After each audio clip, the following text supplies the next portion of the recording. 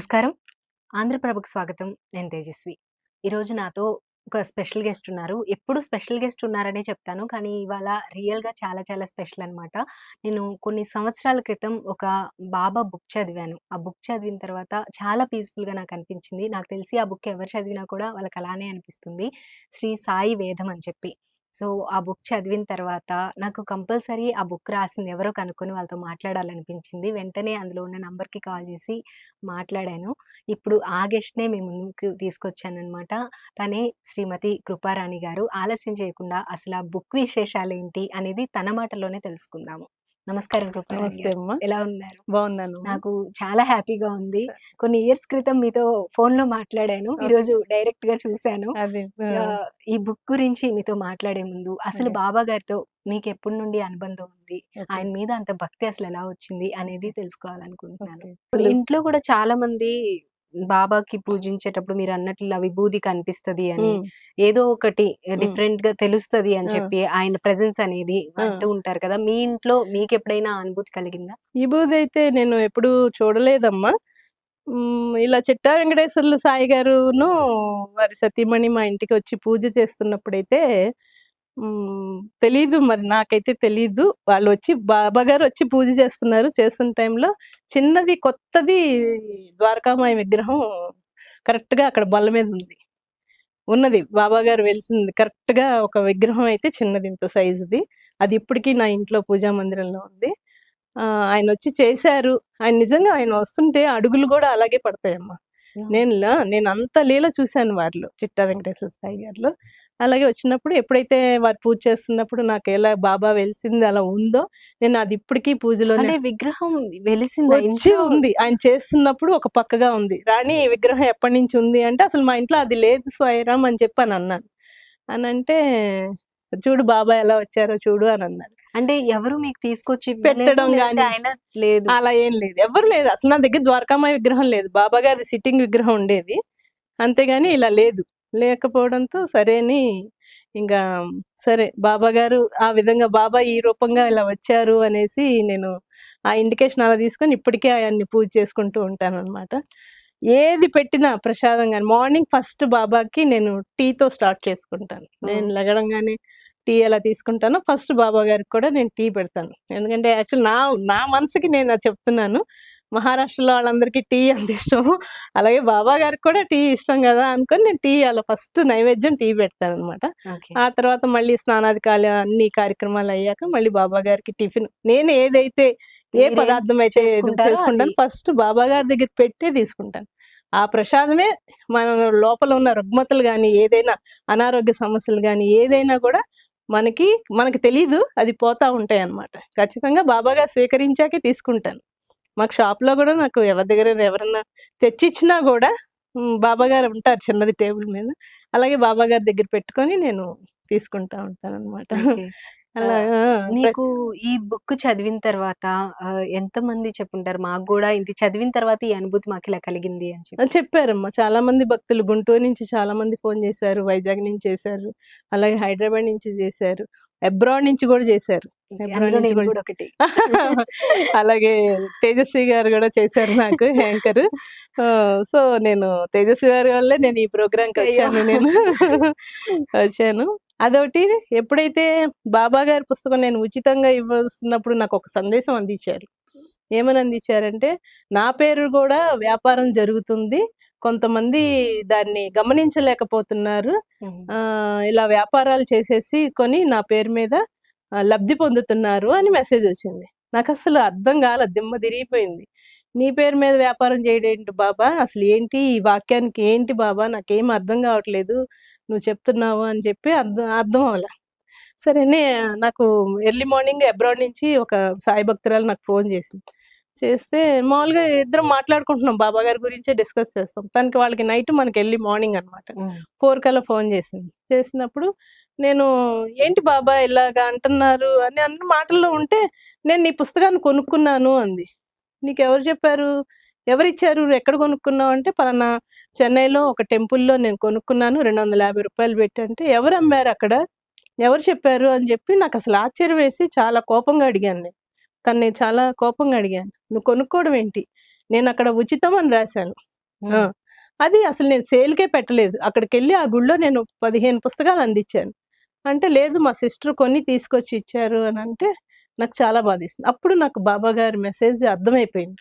ఓహ్! ఇందుకా ఏదో వ్యాపారం జరుగుతుంది అని చెప్పారు అని చెప్పి నేనెక్కడైతే ఎళ్లి ఇచ్చానో అక్కడికి దగ్గరికెళ్లి అడిగాను. సార్ మీరు ఈ పుస్తకాలు అమ్ముతున్నారా అనని అడిగాను. నేను ఊరికే ఇచ్చాను గదా సార్! లేపోతే నేనే పంచుకునేదాన్ని గదా! మీ గ్రంథాలయంలో పెట్టమన్నారు పెట్టాను నేనిక్కడ. అంతేగాని దీని మీద అటు వ్యాపారం చేయొద్దు సార్. మన్నించండి. మీరెవరైతే డబ్బులు పెట్టి అమ్మారో ప్లీజ్ రిటర్న్ తీసేసుకోండి. లేదంటే నేను అయ్యన్నా ఇచ్చేస్తాను తప్పితే మీరలా వ్యాపారం చేయండి. లేతే నా పుస్తకాలు నేను పట్టుకెళ్ళిపోతాను అని జెప్పన్నాను. లేదు మేడం మాకు తెలీదసలు ఇలా పుస్తకం అమ్మినట్టు. వీళ్ళేదో వర్కర్స్ వర్కర్స్. ఆ! ఆళ్ళు కక్కుర్తిపడి ఈ పని చేసుంటారు మేడం క్షమించండి అని చెప్పి నన్ను అడగడం జరిగింది. ఇంకెప్పుడు అలా చేయకండి. నేను ధర పెట్టుకోలేదు. పెట్టదలుచుకోలేదు. నేను అందరికీ ఉచితంగా పంచుతున్నానని చెప్పి అది ఆ విషయాన్ని బాబా నాకు ఎలా తెలియజేశారంటే ఎందుకంటే అది జరుగుతుంది. నాకు తెలీదు. తెలియనప్పుడు జరిగిపోయింది. ఆ లింక్ ఎక్కడి నుంచి ఎక్కడికి కలిపారు? ఆ ఫారెన్‌లో అమ్మాయి హ్మ్. ఫోను చేయకపోతే నాకు తెలిసేది కాదు. హ్మ్. అమ్మాయి నేను కొనుక్కున్నానని చెప్తుంది. మీకు విషయం ఆయనే చెప్పారు. చెప్పారు. ఎలా అది జరిగిందనేది జరిగింది. అలా ఆయనే జరిగింది. ఆ! అలాగా ఆ లింక్ ఇంటర్‌లింక్స్ ఎక్కడంటే, మనకు తెలియని మన ఎనకాల ఎన్నో జరిగిపోతా ఉంటాయమ్మ. మనం గ్రహించలేం. అవును. ఆ గ్రహించలేనప్పుడు మనకి అంత జ్ఞానం లేదు. అవును. చెప్తున్నాను గదా! ఉండదు. కానీ అది దేవుడు ఏదో విధంగా తెలియజేస్తాడు. నీకేదో ఇలా జరగబోతుంది. ఇలా జరుగుతున్నాయి అని చెప్పి ఆయన సందేశ రూపంగా తెలియజేసారు. తెలియజేసేస్తే సరే అని అది ఎంతో లేదు. ఒక వారం లోపల ఆ కాలిక్యులేషన్ తేలిపోయింది. వెళ్ళిపోయింది. తేలిపోయింది.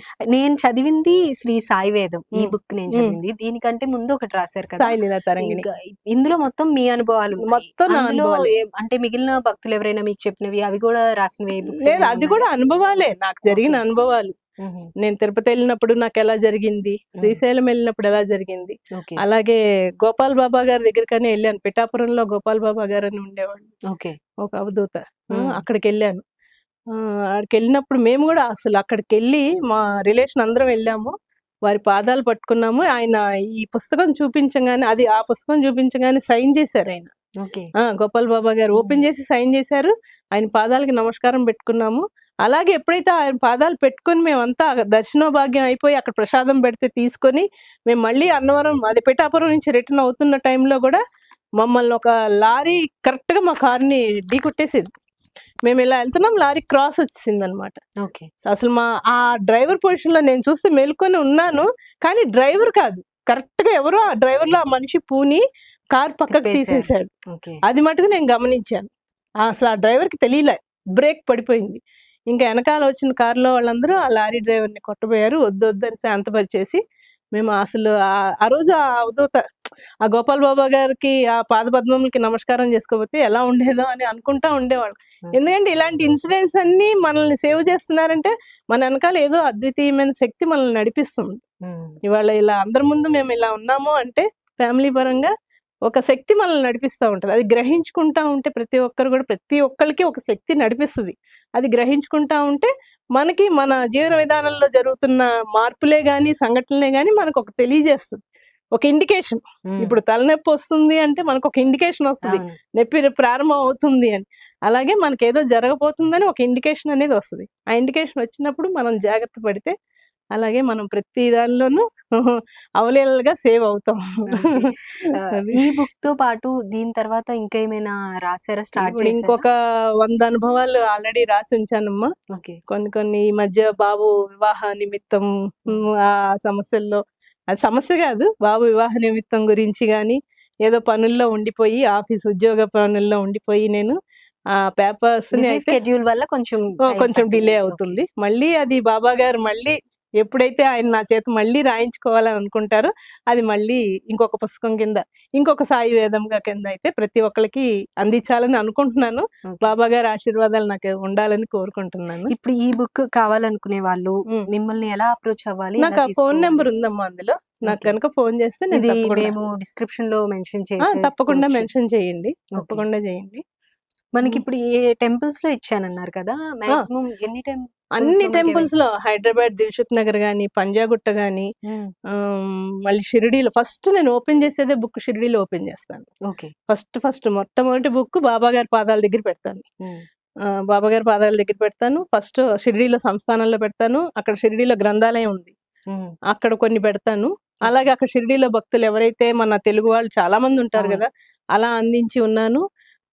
అలాగే విజయవాడలో కొన్ని గుళ్ళిచ్చాను. అలాగే అబ్రాడ్ పంపించే వాళ్ళకి పంపించాను. దగ్గర దగ్గర నేను 1000 పైన పుస్తకాలేస్తాను. ఓహ్! ఒక్కొక్క గుడిలో 11, 11 పుస్తకాలు. పంజగుట్ట బాబా గుడిలో పంపించాను. ఓకే. అలా ఎక్కడైతే బాబా గుడి ఉంది, అలాగే నా సాయి బంధువులందరికీ. చెన్నై వాళ్ళంటే తెలుగు చదవలేరు గదా! అందరూ అడిగారు, "తమిళంలో రాసివ్వు. మాకు తమిళంలో చేయంటే" ఎవరన్నా రైటర్ దొరుకుతారేమో అని గూడా నేను చూస్తున్నాను. ఓకే. అది తమిళంలో గూడా పబ్లిష్ చేయాలని ఆశ ఉంది. కానీ ఆ కార్యక్రమానికి కూడా బాబా నాకు సహాయ సహకారాలు అందించాలని కోరుకుంటున్నాను. ఓకే. ఆహ్, ఇప్పుడు ఇది రాసి ఎన్ని ఇయర్స్ అవుతుంది? ఇది ఈ బుక్ రాసి? 2015లో అమ్మ. 8 ఇయర్స్ ఫస్ట్ అయింది. బుక్ 2013లో 2013 రాసారు. హ్మ్. ఇది 2015లో ఓపెన్ చేశాను. అంటే ఓకే. 13 అది అయిపోయిన దగ్గర నుంచి సెకండ్ బుక్ రాయడం మొదలెట్టాను. ఓకే. రాయడం పెట్టాను. బాబా చెప్పేవాళ్ళు, "నువ్వు గణపతి పూజ చెయ్యి, అమ్మవారి పూజ కూడా చేయిస్తూ ఉండు" అని చెప్తా ఉండేవాళ్ళు. హ్మ్. "మీ కులదైవం ఎవరైతే ఉన్నారో ఆళ్ళ పూజలు కూడా చేస్తా ఉండు" అని చెప్తా ఉండేవాళ్ళు. అలాగే నాకు అమ్మవారిది కూడా నేను చాలా బాగా చేస్తానమ్మ. ఓకే. అమ్మవారి ఆశీర్వాదాలు గాని, అవును. మీరు నాకు చెప్పారు. ఆ! అమ్మవారి అలంకరణ కూడా అలంకరణ మీరు గూడా స్పెషల్‌గా చేస్తాను అని చేసుకుంటా చెప్పి. ఉంటాను. అమ్మవారిని నిలబెట్టాలి అనుకుంటే అసలు నాలో మరి నాకు ఏం పూనుతదో మరి నాకైతే తెలీదు. అమ్మని అలాగా కుందనం బొమ్మలాగా నేను రెడీ చేసేసుకుంటాను. చేసుకొని అమ్మవారి బ్లెస్సింగ్స్ గూడా నాకు అలాగే అవుతా ఉంటాయి. అమ్మ గూడా ఎక్కువగా స్వప్న దర్శనం ఇస్తా ఉంటారు. ఓకే. ఆ! ఈ పుస్తకం రాయాలన్నా ముందు మనకి సరస్వతీదేవి అవును. ఆజ్ఞ, అనుజ్ఞ ఉంటేనే మనం అవును. రాయగలుగుతాం. అందుకని నేను అమ్మవారిని కూడా ఎక్కువ ఆరాధిస్తా ఉంటాను. బాబా గారి బ్లెస్సింగ్స్, అమ్మవారి బ్లెస్సింగ్స్ ఇయన్నీ వచ్చాయి అంటే కారణం గూడా ఒక చిన్న విషయం తెలియజేయాలనుకుంటున్నాను. మా తాతగారు, మా ఫాదర్ యాక్చువల్‌గా నేనైతే చూడలేదు. హ్మ్.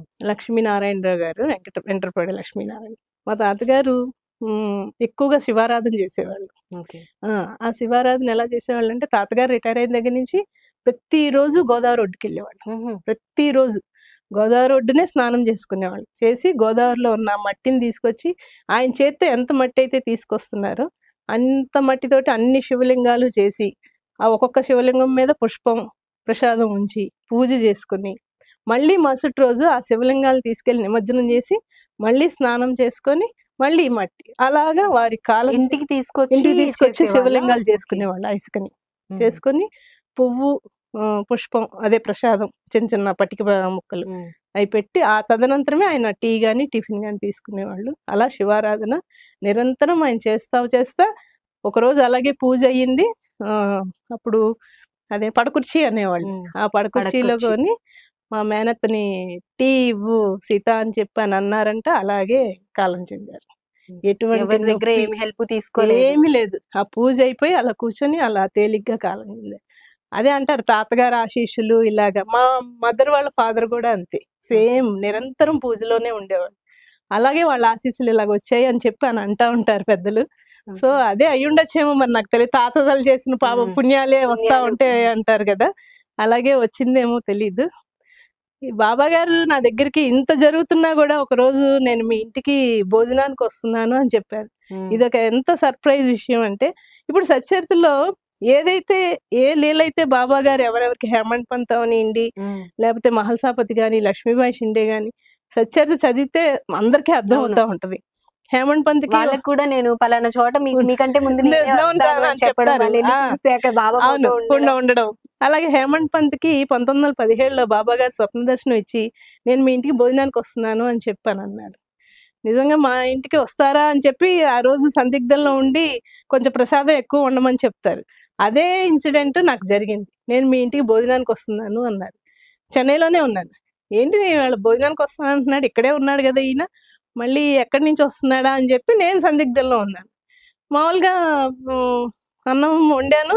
ఆ రోజు ఎందుకో చేయలేదు భోజనము.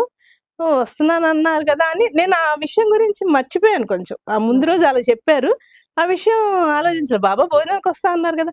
ఉన్నారు గదా! రెగ్యులర్‌గా ప్రసాదం పెడుతున్నాను గదా! వస్తానన్నారు అంటే అదెప్పుడు జరుగుతదా అనే ఉద్దేశంతో నేను ఆలోచించలేదు. కరెక్ట్‌గా ఒక నిద్రకు కూడా ఆ రోజు మధ్యాహ్నం 2 గంటల టైము. దన తలుపు కొడుతున్నారు. నేను మా బాబు ఉన్నాము.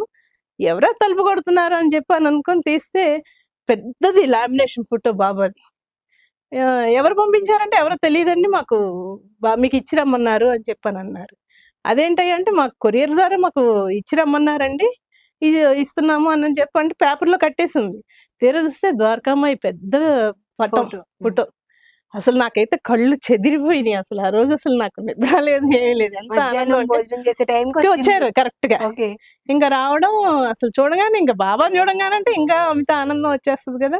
అలాగా ఒక పీట మీద క్లాతేసి పెట్టి ప్రసాదం నైవేద్యం. నైవేద్యం అది పెట్టి అప్పుడు మేమందరం తిన్నాం. అదే సచ్చరితలో ఏదైతే బాబా తెలియజేశారో ఆ రూపకంగా నాకన్నీ ఈ విధంగా అలా అనుభవం అలా జరిగిపోతుందనమాట. ఓకే. అసలు ఆ ఫోటో చూస్తే లైవ్‌గా బాబా మా ఇంట్లో కూర్చున్నట్టే ఉంటది. ద్వారకామాయి ఫోటో. చూస్తే అసలలా ఉంటది. ఇప్పటికి ప్రతి ఏ క్షణమైనా నేను మాట్లాడాలంటే బాబా గారితో మాట్లాడుకుంటా ఉంటాను. ఏంటి బాబా ఏంటి? ఆఫీస్‌కెళ్ళినా బాబా ఎళ్ళొస్తానని జెప్తా. మళ్ళీ సాయంత్రం క్షేమంగా నన్ను ఇంటికి తీసుకురావయ్యా అని. మళ్ళీ అలాగే సాయంత్రం వచ్చాక క్షేమంగా తీసుకొచ్చావయ్యా అని జెప్పి ఆయనకి ధన్యవాదాలు జెప్పుకుంటా. అలాగే ఏది తిన్నా గూడా, ఏది మాట్లాడుతున్నా ఆయన ఒక బాబా, ఒక దేవుడు అని నేను కాదు. నా ఇంటికి ఒక పెద్ద గురువు, ఒక హ్మ్. తండ్రి. నువ్వేదన్నా అనుకో ఇంటి అన్నగా పెద్ద. స్వీకరించు, హ్మ్. ఏదైనా ఎవరైనా అంకుల్‌గా స్వీకరించు, తాతగా స్వీకరించు ఎవరైనా. నాకొక తండ్రి సపోర్ట్, పెద్ద సపోర్ట్ అనమాట బాబా. అలాగే ఇంటర్‌లింక్ అలా అయిపోయి నేను బాబా గారితో అనుబంధం అలా ఏర్పరచుకున్నాననమాట. ఓకే. ఇదంతా కారణం బాబా గారే. నా చేత ఇలా చేయించుకుంటున్నారనమాట. ఓకే. ఇందులో చెప్పాలంటే నాకసల ఆ కన్నీళ్ళు ఆగవనమాట. ఇన్ని లీలలంటే అన్ని లీలలు, అద్భుతమైన లీలలు. ప్రతిరోజు ఒక మెసేజ్ రావడం, అది రావడం, ఆయన అది చూపించడం. జరగడం అలాగే హ్మ్. అవుతా ఉంటది. హ్మ్. మీరిందాక చెప్పేటప్పుడు పాజిటివ్ కమెంట్స్‌తో పాటుగా నెగెటివ్ కమెంట్స్ కూడా వస్తాయి గదా! వస్తాయి. వచ్చాయి అని చెప్పారు ఆ! గదా! అటువంటి నెగెటివ్ కమెంట్స్ అసలేమొచ్చాయి? వచ్చినప్పుడు మీరు వాళ్ళకి సమాధానం ఎలా చెప్పారు? మీరెలా ఫీల్ అయ్యారు పర్సనల్‌గా? ఒక్కసారి నేను ఒకొక్క పరిస్థితిలో ఆఫీస్ అమౌంటు ఇదేంటి నువ్వు హ్మ్. ఆఫీస్‌లో ఒక అమౌంట్ కాలిక్యులేషన్ విషయంలో నాకు చిన్న రాంగ్ జరిగింది. పొరపాటు. అది పొరపాటు జరిగింది. హ్మ్. అది ఎలాగంటే బాబాగారు చెప్పారు. "ఒక్కసారి లెక్క సరిగా చూసుకో, హ్మ్. ఇబ్బంది పడతావు" అని చెప్పారన్నారు. "ఏంటా బాబా ఇలా చెప్తున్నావేంటి? లెక్క సరిగా చూసుకోమంటున్నావు, ఇబ్బంది పడతానంటున్నావు. ఏం జరగబోతుంది బాబా" అని చెప్పననుకున్నా. అనుకుంటే అప్పుడు గవర్నమెంట్ సర్వీస్ దానిలో చేస్తున్నాననమాట. బిల్స్ అయన్నీ కట్టుకోవడంలో ఆ డబ్బులు అమౌంట్ ఎక్కువగా ఉండేది. సో, నాకు ఒక రూ. 100 కట్ట మిస్ అయిపోయింది. అది ఎలా మిస్ అయిపోయిందో తెలీదు. హ్మ్. నాకది తెలీదు, మిస్ అయిందని సంగతని గూడా నాకు తెలీల. తెలియపోతే హ్మ్. ఎలాగ ఏంటి ఇది తక్కువ రావడం ఏంటని నాకేదన్నా నా అపవాదొచ్చేస్తుందేమో అని భయపడి నేను అమౌంట్ పే చేసేసాను. పే చేసేస్తే అది ఎలా జరిగిందంటే, నా కౌంటర్‌లోంచి అమౌంట్ ఒక బిల్ ఇవ్వాల్సిన అమౌంట్ పక్క కౌంటర్‌లోకి వాళ్ళు ట్రాన్సాక్షన్ చేసేసారు. అమౌంటొచ్చి అక్కడికెళ్ళిపోయింది. నేను ట్రాన్సాక్షన్ చేశాను. అమౌంట్ అక్కడికెళ్ళిపోయింది. సో, అక్కడ ఎక్కువయింది. అది ఎలాగా అని ఆ రోజు నేను చాలా సందిగ్ధంలో ఉండిపోతుంటే, "బాబా నువ్వు ఈ విషయాన్ని నువ్వే కాపాడాలి బాబా" అని అంటే, మరుసటి రోజు వెళ్ళిపోంగానే, "మేడం కాలిక్యులేషన్ సరిపోయింది మొత్తం అంతా. మీ కౌంటర్‌లో తక్కువైంది, అక్కడ ఎక్కువైంది" అని చెప్పన్నారు. ఓకే. అలాగా థాంక్స్ బాబా అని చెప్పి మళ్ళీ వచ్చాక నేను బాబానే వదిలిపెట్టను. వచ్చి మళ్ళీ బాబా గారికి కొబ్బరికాయ కొట్టుకొని, దండం పెట్టుకొని, "థాంక్స్ నాన్న ఇలా గట్టెక్కించావు" అని. అలా కొన్ని కొన్ని సందర్భాల్లో గూడా ధైర్యంగా ఉండగలుగుతున్నాము. ఓకే. హ్మ్. ఎందుకంటే బాబా చెప్తా ఉంటారు. మనం ఒకటి పొందాలన్నా దాని ఇది అనుగ్రహం ఉండాలి అని. ఏది మనదైతే అది మనదవుతది. ఏది మనది కాదో అది మన దగ్గర ఉండదు. అది డబ్బైనా సరే, వస్తువైనా సరే, మనిషి అయినా సరే, ఎవరైనా సరే, బంధుత్వం అయినా సరే. ఏది మనదో మనదవుతది. ఏది మనది కాదో అది మనది కాదు. అలాగా కొన్ని కొన్ని ఏదన్నా అపశృతులు అది జరుగుతున్నప్పుడు మొన్న చెప్పారు. "నీకు చిన్న చిన్న గాయాలవుతున్నాయి, అవుతాయి. జాగ్రత్తగా ఉండు" అని జెప్పన్నారు. అలాగే ఒకరోజు అన్‌ఎక్స్‌పెక్టెడ్‌గా గుమ్మం దగ్గర నుంచి పడిపోవడం జరిగింది. జస్ట్ కాలికి చిన్న దెబ్బ తగిలింది. అలా చెప్తా ఉంటారు. ఇండికేషన్ ఇస్తా ఉంటారు. జాగ్రత్తగా ఉండు. జాగ్రత్తగా ఉండు అని చెప్పి చెప్తా ఉంటారు. అలాగే ఏ దర్శనానికెళ్ళాలన్నా ఈవెన్ తిరుపతెళ్ళాలన్నా, తిరుపతిలో వెంకటేశ్వర స్వామి ఉంటారు గదా! నాకు బాబా కనబడాలి కదా! అని అనుకున్నా గూడా, నేను దిగిన సత్రం దగ్గర బాబా గారి ఫోటో పెద్దదుంటది. ఓకే. అసలు ఆ లీల ఇంత అంత గాదు. ఆయన ఎనకాలే ఉంటారనమాట. పక్కన నేనున్నా నీకేం ఉన్నాను. భయం లేదు. నీకేం భయం లేదు. ఓకే. నిన్న సాయంత్రం మీరిలాగా పిలిచాక గూడా, అమ్మో! బాబా గారి గురించి చెప్పమంటున్నారు. నేనెప్పుడు ఫస్ట్ ఎక్కడ ప్రసంగాలకు గాని, ఏది గాని ఎందుకంటే చెప్పను. ఎందుకు పబ్లిక్‌లోకెళ్ళడం అని దృక్పథంతోటి నేనసలేది చెప్పనసలు. మా బంధువుల దగ్గర గూడా ఎక్కువ బాబా గురించి నేను డిస్కస్ చెయ్యను. ఓకే. ఎవరి అనుభవం వాళ్ళకి తెలియాలి. మనం హ్మ్. చెప్తే తెలుసుకునేది కాదు. అవును. కానీ నేర్చుకోవాలి. నేర్చుకొని వాళ్ళ అనుభూతులు ఎవరి అనుభూతులు వాళ్ళకుంటాయి. హ్మ్. అలా నాదే చెప్పుకుంటూ వెళ్తే అనుకుంటారు గదా! అవును. బాబా హ్మ్. భక్తులు ఈమెకొక్కళ్ళకేనా మాకు వద్దులే అని భక్తుంది గదా! అనుకుంటారు గదా! మాకు చూపిస్తారు గదా! చూస్తారు గదా! అని అంటారు గదా! అని ఎక్కువ డిస్కస్ చేయను. ఒకసారి మా బాబు ఏదన్నా సమస్య ఉన్నప్పుడు అడుగుతాడు. అమ్మ నాకిలాగుంది. అదేంటో తేల్చు ఆయన్నడుగు చెప్పు. పెద్దాయనడుగు. ఆయన్నడుగు అని అంటాడు. అనంటే ఏముండదు అలాగే అని అనేవాళ్ళనమాట. ఓకే. ఈ మా కోడలి విషయంలో గూడా నేను అన్‌ఎక్స్‌పెక్టెడ్ చెప్తుంటే ఓ రోజు బాబా గారి సందేశం అది ఎలాగంటే పుస్తకంలో చూడలేదు. ఫోన్‌లో చూస్తాను. హ్మ్. Saibaba questions and answers. ఆ! అది ఎందులోనైనా మనం వస్తాయి. అవును. చూసుకోవచ్చు. ఫేస్‌బుక్‌లో వస్తాయి. ఫేస్‌బుక్‌లో మనకి వస్తాయి. ఇన్‌స్టాలో అలా వస్తాయి. చేస్తే మన హ్మ్. ఫోన్‌లోనే వస్తాయి. వస్తాయి. అవును. ఇప్పుడు ప్రతి ఒక్కళ్ళు నేనేదో అందరిని ఎవరిని అసలు ఉద్దేశించి మాట్లాడుతున్నాను కాదు. ప్రతి ఒక్కళ్ళు మన అరచేతిలో ప్రపంచాన్ని తీసేసుకున్నారు. హ్మ్. అన్నీ తెలిసిపోతున్నాయి. సో, సాయిబాబా క్వెషన్ అండ్ ఆన్సర్స్‌లో నువ్వు పంజాబీ వ్యక్తిని కలుస్తావు. నీ పని అప్పుడు పూర్తవుతదంటే, పంజాబీ వ్యక్తిని నేను కలవడం ఏంటి బాబు అసలు ఇక్కడ విజయవాడ అయిపోయింది. చెన్నై తమిళియన్స్ అయిపోయారు. అందరూ అయిపోయారు. పంజాబీ వ్యక్తిని కలవడం ఏంటా అని నేను సందిగ్ధంలో ఉన్నాను. బాబు కోడలి విషయం చెప్పినప్పుడు నేను మామూలుగా వాళ్ళు కలకత్తాలో ఉంటారంటే బెంగాలీస్ అని అనుకున్నాను గానీ, అప్పుడు చెప్తాడు లేదమ్మా వాళ్ళు ఒరిజినల్‌గా పంజాబ్. Punjabis, Hindu Punjabis. మనం ఎలా దుర్గామాతను ఎలా పూజిస్తారో వాళ్ళు గూడా అలాగే పూజిస్తారమ్మా అని చెప్పి అని అనుకున్నాను. కానీ అది ఎప్పుడైతే ఆళ్ళు పంజాబీ అని ఓహో! అందుకేనా పంజాబీ వ్యక్తిని కలుస్తావు అని చెప్పి బాబా అన్నారు. నీ లీలలు అమోఘం నాయనా అని అనుకోని నేను అసలు ఉక్కిరిబిక్కిరయ్యాననమాట. ఫస్ట్ మామూలుగా యాక్సెప్ట్ చేయాలంటే ఒక్క కొడుకే కదా! భయమేస్తది. ఎలాగివ్వాలా? హ్మ్. ఏంటా? అని భయం ఉంటది. కానీ ఎటువంటి భయం లేకుండా చక్కగా జరిపించారు బాబు వివాహం. చాలా ఓకే. చక్కగా జరిగింది. ఎంతో నాకే ఆశ్చర్యం వేసింది. ఫస్ట్ అంటే హిందూ సాంప్రదాయంగా నాకుండే ఆశలు, నా కొడుకు మీద ఉండే హ్మ్. ఆశలు నాకుంటాయి. అయినా గూడా ఆ అమ్మాయి నుంచి గాని నాకిప్పటి వరకు గూడా ఎంతో సహాయ సహకారాలు అది బాబా గారు తీసుకొచ్చిన అమ్మాయి, ఆ అమ్మాయి ఎంచి మరీ తీసుకొచ్చారు మా ఇంటి కోడలుగా. ఓకే. నిజంగా చాలా పాజిటివ్ మైండ్. చాలా చక్కగా ఉంటది. ఇప్పటి వరకు అనుకూలంగా ఆళ్ళిద్దరూ ఎప్పుడు గూడా అన్యోన్యంగా ఉండాలని బాబా ఆశీర్వాదాలు ఎప్పుడు వాళ్ళ వెంట ఉండాలనేసి నేను నిరంతరం కోరుకుంటూ ఉంటాను. అలాగే నా బ్లెస్సింగ్స్ గూడా ఎప్పుడు వాళ్ళకుంటాయి. ఓకే. అది. అంతేగాని ఇందులో నేను కుల మతాలని ఎటువంటి ఇది నేను ఎంచుకోలేదు. బాబు సుఖంగా, హ్యాపీగా ఉంటే చాలు అని అనుకున్నాను. కానీ వాళ్ళ నుంచి కూడా మంచి సపోర్టొచ్చింది. వాళ్ళంతట వాళ్ళే నా దగ్గరికొచ్చి యాక్సెప్ట్ చేసుకొని ఎళ్లారనమాట. ఓకే. అప్పుడు గూడా బాబా దగ్గరుండి మాకు ఆ కళ్యాణం చేయించారనమాట. ఓకే. అప్పుడు గూడా నేను ముందే పిలిచాను. ఫస్ట్ కార్డ్ ఆహ్, షిరిడీలో కాణిపాకం వినాయకుడికేసాను కార్డు. హ్మ్. తర్వాత తిరుపతి బాలాజీకేసాను.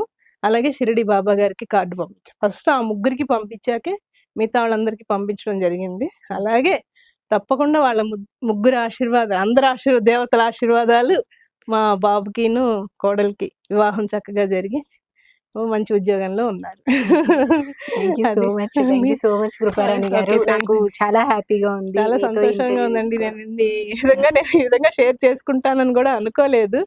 ఎందుకంటే ప్రతి ఒక్కళ్ళకి నేను చెప్పేదేంటంటే బాబాని నమ్ముకోండి. మీరు ఏ దేవుడినైనా నమ్ముకోవడంలో ఏ ఏ విధమైన ఏ దేవుడైనా నమ్మకం ఉండాలి. ఫస్ట్ నమ్మకం ఉండాలి. ఫస్ట్ మీరు దైవారాధన చేసుకోండి ప్రతి ఒక్కళ్ళు నిత్యం. దైవాన్ని నమ్ముకోండి. మనం దైవాన్ని నమ్ముకున్నామంటే ఎట్టి పరిస్థితిలో గూడా మనం ఏ విషయంలో గూడా ఇబ్బంది పడం. మనకి ఏ విషయాన్నైనా గూడా మనం సానుకూలంగా సాల్వ్ చేసుకోగలం. దైవం మెయిన్ దైవం. ప్రకృతికి మనం ఎదురు ఏది ఎళ్ళలేం. అలాగే ప్రతి విషయంలో గూడా ఎటువంటి ఆటంకాలు లేకుండా ప్రతి ఒక్కరు వారి దైవం వెంకటేశ్వర స్వామి అవ్వచ్చు, అమ్మవారు అవ్వచ్చు, మీ కులదైవం ఎవ్వరైనా గూడా వాళ్ళని పూజించుకోండి రెగ్యులర్‌గా. అది చేసుకుంటా ఉంటే మీకు మీరే ఎవరికి వాళ్ళకి అనుభవం అవుతది. అందరూ హ్యాపీగా ఉంటారు. అలాగే మీ టీవీ ఛానెల్స్ ద్వారా ఈ సాయిబాబా గారి గురించి సత్సంగాలు ఎక్కువగా పెట్టడం గాని, లేకపోతే భక్తుల అనుభవాలు సేకరించి వాళ్ళని 10 మందికి తెలియజేసేటట్టు ఇంకా ఎంతోమంది సాయి భక్తులున్నారు. ప్రపంచంలో చాలామంది కొంతమంది బయటకొచ్చేవాళ్ళున్నారు, బయటికి రాని వాళ్ళు కూడా చాలామందున్నారు. సో, ప్రతి ఒక్కళ్ళ అనుభవాలు తీసుకొని ప్రచారం చేస్తూ ఉంటే అందరూ ఆ భక్తి ఛానెల్ ఎక్కువ భక్తి ఛానెల్ కన్నా ఆంధ్రప్రభ భక్తి ఛానెల్‌ని ఎక్కువగా ఇన్‌స్పిరేషన్ తీసుకొని ప్రతి ఒక్కళ్ళు ఆ కార్యక్రమాన్ని చూడడానికి ఆనందపడతారు. ఓకే. ఇది నేను చివరగా ఇచ్చే సందేశం. అది. ధన్యవాదాలు ఓకే. కృపారాణి గారు. ఓకే. మీతో మాట్లాడడం చాలా హ్యాపీగా ఉంది. నేను ఈ బుక్ చదివాను. అది చదివినప్పుడు చాలా మంచి అనుభూతొచ్చింది. మీతో ఓకే. మాట్లాడిన తర్వాత ఇంకా ఓకే. మంచిగా అనిపిస్తుంది. ఓకే. అయితే ఈ బుక్‌కి సంబంధించిన డీటెయిల్స్ నేను డిస్క్రిప్షన్‌లో మెన్షన్ చేస్తాను. తప్పకుండా. మీకెవరైనా కాల్ చేయొచ్చు తప్పకుండా. అంటే ఓకే. తప్పకుండా మెన్షన్ ఓకే చేస్తాను. అమ్మ. తప్పకుండా చేయండి. థ్యాంక్ యూ సో మచ్ అండి. థాంక్స్ అమ్మ. చాలా ధన్యవాదాలు. సో, ఇంకా మొత్తానికి ఇది ఇవాల్టి స్పెషల్ ఇంటర్వ్యూ. నేను చెప్పినట్లుగానే స్పెషల్‌గానే ఉంటుంది అనుకుంటున్నాను. ఈ బుక్ అయితే స్వతహాగా నేను చదివాను కాబట్టి నా అనుభూతి చాలా మంచిగా అనిపించి ఇంటర్వ్యూ చేయాలని నేను అనుకున్నాను. ఎవరికైనా సరే ఆ అనుభూతి మీరు కూడా పొందాలి అనుకుంటే తప్పకుండా నేను ఈ బుక్‌కి సంబంధించిన డీటెయిల్స్ కృపారాణి గారి నంబర్ నేను డిస్క్రిప్షన్‌లో ఇస్తాను. ఆ నంబర్‌కి కాల్ చేస్తే ఆవిడ మీకు బుక్ ఏ విధంగా అందించాలో చూసుకొని అందిస్తారు. Thank you so much. Keep watching Andhraprabha.